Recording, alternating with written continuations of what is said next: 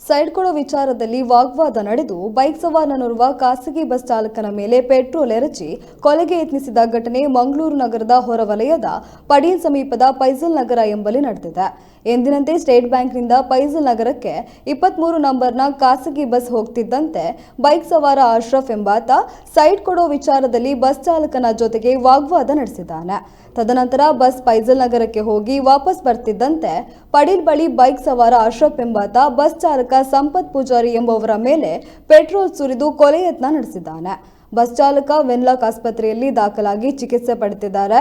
ಆರೋಪಿಗಾಗಿ ಶೋಧ ನಡೆದಿದ್ದು, ಈ ಬಗ್ಗೆ ಕಂಕನಾಡಿ ನಗರ ಪೊಲೀಸ್ ಠಾಣೆಯಲ್ಲಿ ಪ್ರಕರಣ ದಾಖಲಾಗಿದೆ.